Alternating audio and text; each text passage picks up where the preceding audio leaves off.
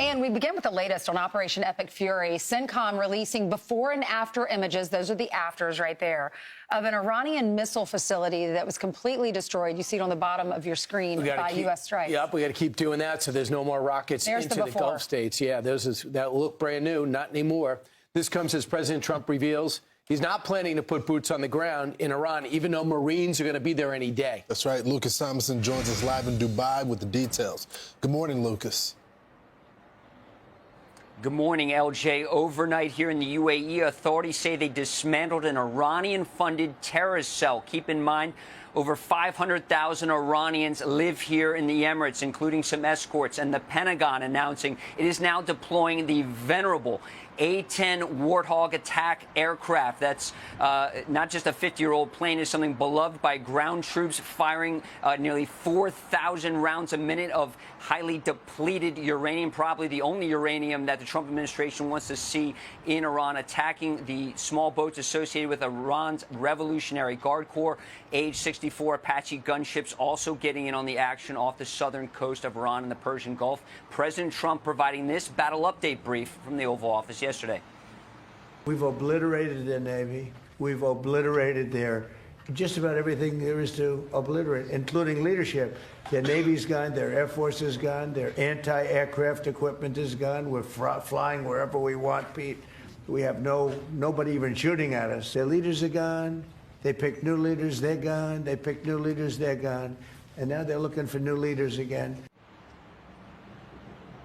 Now, one more on the A-10, guys. The Air Force has been trying to scrap this aircraft for years, including in June, but Congress just said it must stay around. Now, despite more than 7,000 American airstrikes on Iran, a country more than twice the size of Texas, attacks on energy facilities continue throughout the Middle East. Early this morning, multiple Iranian drones hitting a Kuwaiti oil refinery, causing a partial shutdown. Drone attacks on Saudi Arabia continue, as well as here in the Emirates. Yesterday, Iran launching an attack on the largest gas field in the world off the coast of Qatar, causing $20 billion in damage, knocking 17% offline. Repairs expected to last up to 5 years. Iran claiming it retaliated for an Israeli strike on that same gas field it shares with Qatar, just to the north on the map. And CENTCOM also providing some new drone imagery showing an Iranian ballistic missile factory destroyed after U.S. jets bombed it. And Israeli Prime Minister Benjamin Netanyahu claims Iran has no ability to enrich uranium, and President Trump says there will be no American boots on the ground in Iran.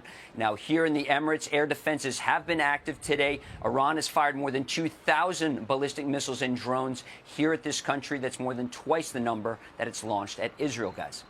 All right, so far today, Lucas, has there been any strikes in the UAE where you are?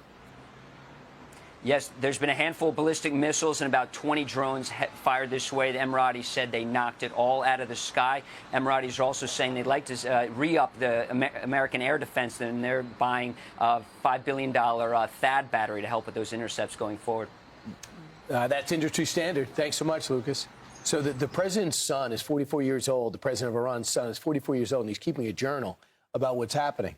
And essentially, he says it's being run right now by the country, by the IRGC. That other guy, the Ayatollah's son, nowhere to be found. They say the one thing that's got all the leaders that are remaining are panicked and hiding because of the targeted killing. And he says unless the targeted killing can stop, Iran will lose the war. So Israel, stay at it, and we should stay at it because they don't have endless depth. And the lower you get, you have people with absolutely no experience, but it's the IRGC that's now fully in charge. I've said consistently from the very beginning, I said, I don't want a negotiation. We've tried negotiation.